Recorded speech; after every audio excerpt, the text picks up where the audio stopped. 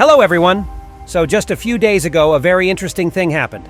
Boom released a new Skibidi toilet series under the title Emergence. On Sunday as he promised, but, well, to put it lightly, not everyone in the community was happy to see that. The first episode of Emergence looked more like a trailer, to be honest, and given that it was animated on Unreal Engine this time and not in SFM Lab, a lot of people had issues with changes in animations, characters' movements, and graphics. So is all this criticism fair enough, or does the Skibidi toilet community love starting witch hunts for Boom just out of nowhere now? I tried to be as non-biased as possible, because after I watched the episode, I didn't have the same harsh opinions as some other Skibidi toilet YouTubers.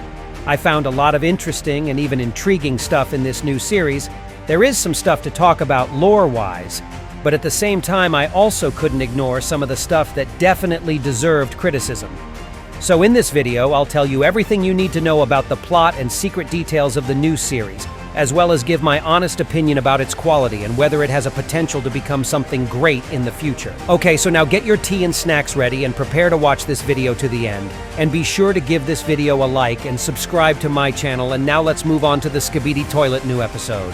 So Emergence starts with the young girl's atmospheric monologue telling the viewers the story that the world didn't always look like this, and the planet's human population wasn't originally infested with the Skibidi toilet virus.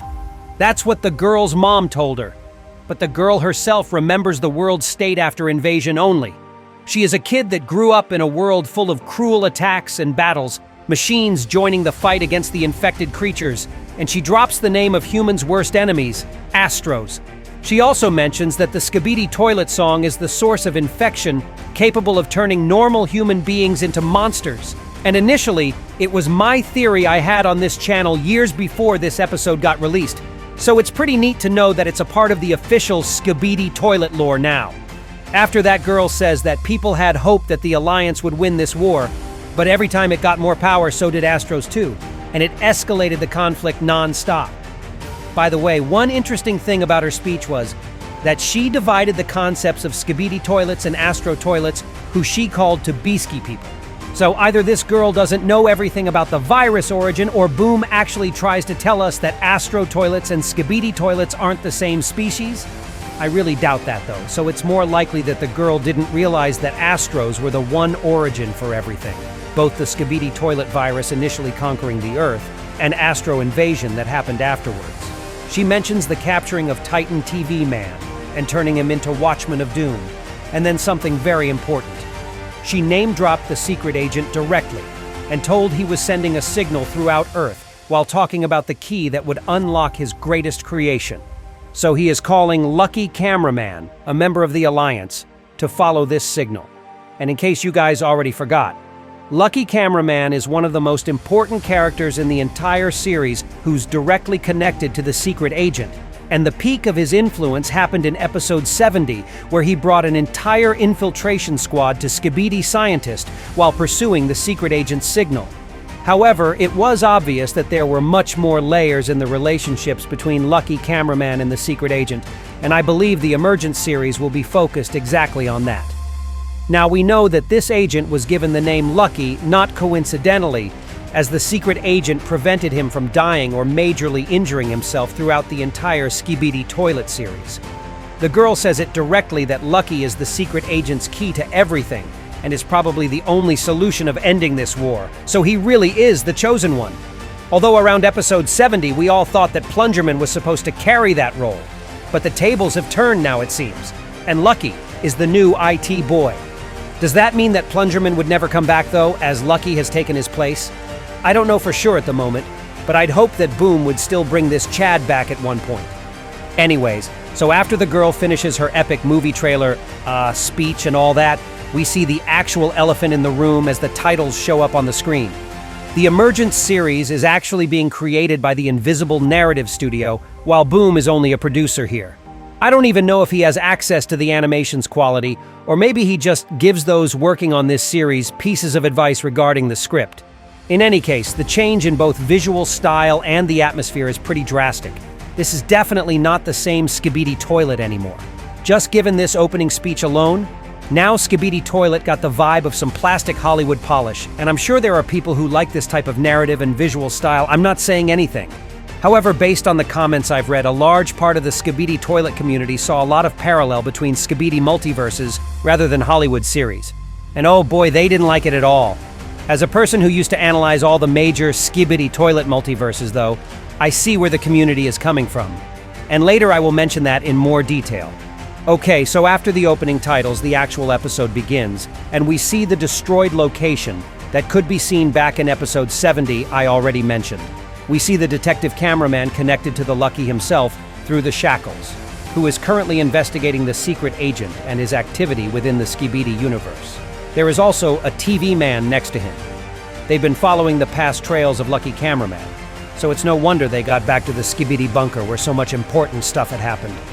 The detective says, the signal is still strong inside, and in the next moment, one ISOTOILET shows up apparently patrolling the area, so everyone hides. It seems like ISOTOILETs are also aiming to find some answers here, so the detective is not the only person investigating the left areas. As the squad tries to continue, the Lucky attempts to flee, but of course the shackles wouldn't allow him to do so. TV man yells at him for trying to get away, and then the POV says they all will have to do a risky running move in order to reach the bunker, which might expose them to ISOTOILETs. The detective prefers to take the risk though, so everyone is running. And this shot really reminded me of Skibidi Multiverse by No Skill Clutch, as there was almost an identical scene. Is it a coincidence? Probably. We'll see. In the next scene, we can see how Lucky Cameraman uses his remote controller once again in order to open the door, which looks literally identical to the one shown to us in episode 70. At this point, it literally looks like certain scenes from the original series were just reused by Invisible Narrative Studio, and I don't really like it. Surely Boom himself used to make some kind of references to his earlier episodes and all that, but he didn't try to copy and paste anything, so it really makes me pretty sad. Well, anyways, our Infiltration Squad 2.0 realizes that the entire bunker is filled with ISOTOILETs lurking around, and once again it reminds me of episode 70 heavily. After that, we can see that this squad is also being closely watched by other agents from the base, and we can see our old friend TV Woman here, who we haven't seen in a while, by the way. It's sad that her first reappearance in the latest episodes had to be in the Emergence series, and not in the main one. And here she is upgraded with several new weapons, although it reminds me of Elite TV Man aka TV Daddy attire a lot. The observers then notice that the secret agent's signal started cutting off, and the cameraman with dark colors starts smashing this thick tablet onto some kind of holographic map or something like this. And I am obliged to also mention here that the animations and designs of the characters look kind of rough. I'm not going to get into way too many details about this, but I'll just say this scene obviously shows that this episode was made in an insane hurry, and it's not giving me a good look.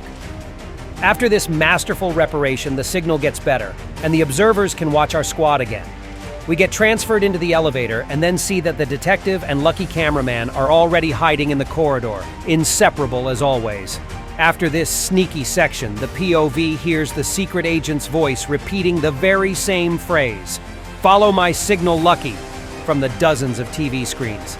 But it turns out to be a luring trick, as Astros use these TVs to get our squad members closer and then attack, after which a fighting sequence starts and, oh boy. Yeah, it looks not just rough, it looks straight up bad, y'all. I'm sorry, but there's no way somebody can even defend this. And should I even point out how ISOTOILETs that used to be almost unkillable in episode 74 and so on, now can be killed with literally 2 cannon shots?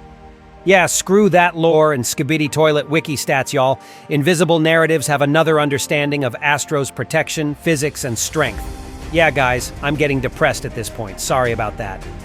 Yeah, by the way, the TV man from our squad also got killed, and okay, whatever. It was shown so quickly I didn't even feel anything, so why even bother, huh? We then hear lockdown sequence initiating, and wait, did I just see the detective and Lucky destroying a literal ISOTOILET with just their shackles? Bruh. I'm out of here, y'all. Astro power who? Anyways, after this majestic scene, Lucky Cameraman finally gets separated from the detective and... okay, I have several explanations of this. First of all, it seems like Lucky suddenly activated hidden Hulk powers within himself just now, because plot of this episode said so, I don't know. But given the green color his silhouette got while he was receiving such powers, I can obviously track this event with his connection to the secret agent. So basically, Boom's character allowed Lucky to use more percents of his hidden power in order to survive in this place and reach the destination he and the detective were aiming towards as they came here. Does that still make sense? Not so much, but at least that's something, I guess. After Lucky Cameraman got turned into literal Hulk, he rushed deeper into the building and the detective chased after him as well. We see the running and exposing sequence, and once again, just compare this scene with any similar scenes from the original series. Check out how cheap the fire effect looks like. The entire environment looks so plastic, dull, and hollow.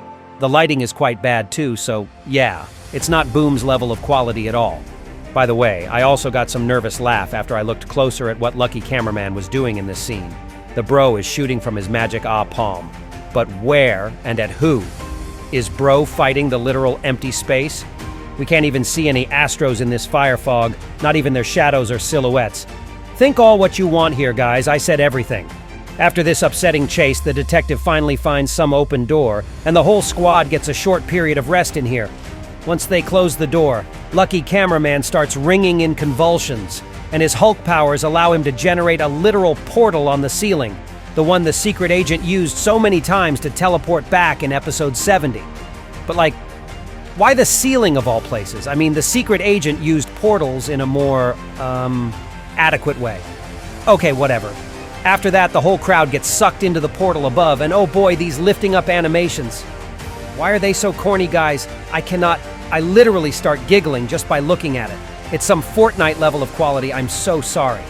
After that, our team finds themselves in a separate room somewhere in Alpha Hill's laboratory. Most likely, this place used to be the secret agent's cabinet, and that was the source of his calling. Now, as everyone reached the final point of their destination, we can finally reveal what was hidden in here. First of all, there are dozens of human skeletons on the floor dressed as scientists. So it was the experiment room where something went terribly wrong. The most interesting part of this room's decoration is this whiteboard, though, where a very interesting code has been written, and it gets translated as the phrase, "Jeffrey knows too much." Yeah, the same Jeffrey that appeared in the third part of episode 79 and kicked Watchmen of Doom the hell out of the TV men's dimension. But it was already more than obvious that this guy is the dark horse of this entire series, and we didn't even need a code to confirm that. We can also see the secret agent's workbench with his signature green color and a clock above. Okay guys, I'm sorry, but the jokes about Dom Studio animation quality of this episode literally just write themselves at this point. The POV character takes a framed picture from the floor, and it turns out to be the very same photograph that was already shown to us back in episode 70. The only difference is the phrase below, which is Alpha Hill's core team, the 7th of February, 1979. The POV gives this picture to the detective cameraman, and after that, two things happen simultaneously. Lucky starts glowing in green again, and the holographic message featuring Boom himself starts. He can be seen half standing behind his working table that was copied and pasted from Plungerman's hallucination. What an uncomfortable position, by the way. While also telling Lucky, "At last, the signal worked. The master key has fused to you, not by chance or luck. You must finish what I could not." And after this, a new hologram appears, which looks like a databank of some kind of weapon. The secret weapon G-Man was talking about back in season 26, perchance. So the secret agent continued. This machine draws 3 powers. Aligned, it decides the war. You, Lucky, are the key. And without you, there's no spark to complete it. Okay, y'all, so what's the catch here? I get insane zombie Skibidi multiverse vibes, as this weapon really looks, well, let's say inspired by X-18 gun from Monster Up's series. Remember what I told earlier in this video about how this entire episode gave off crazy Skibidi multiverse vibes? Well, I didn't only refer Dom Studio 1, but literally all the major multiverses. Okay guys, let's just wrap this up already. After this holographic message, Astro Hunter rushes into the room and, well, he looks terrible all right. His Unreal Engine model is just whatever in comparison with the one made by Boom himself in SFM Lab. The new Hunter says, "Your luck ran out, the alliance ends with you." Then he grabs Lucky, and I'm sorry guys, but this grabbing animation was horrible as well, and it literally looked like 2 scenes glued together. The Hunter says he plans to deliver Lucky alive to the mothership, I believe, but he still intends to destroy the other agents, while still holding Lucky with his hand. That's so stupid. But of course he doesn't have any troubles doing that, because once again the plot said so. He cuts off the POV's head camera, and the episode ends with TV woman looking concerned, or concerning, given how rough her model was animated. And at the very end of the series, we see another trailer-like sequence promising us the whole world.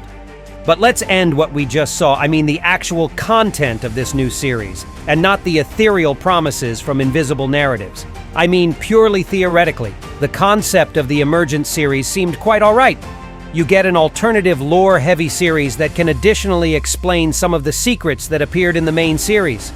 Lucky is the main character, and his connection with the secret agent will be finally developed. So basically, it's the lore expansion of the main Skibidi toilet. But now let's push theory aside and talk about how all of this was actually implemented into practice. To me, it looks like the whole project was rushed as hell. Similarly, what happened to full episode 79. I am more than sure that Boom wouldn't allow this level of quality if he actually monitored the final results. So this screams to me something shady is going on behind the scenes. Maybe I'll even expand my fears in a separate video dedicated to Boom's work relationships with Invisible Narrative Studio and what it is already leading us to. At this point, it looks more than concerning. And even though I don't want to lose hope and doom post, I also cannot ignore what I see with my very eyes. And what do you guys think about all of this? And that was all for today. I really hope you enjoyed today's video. And if you did, hit the like button below and also be sure to write a comment too. And don't forget to subscribe to my YouTube channel not to miss my new interesting videos. And that was me, ISOTOILET. See ya!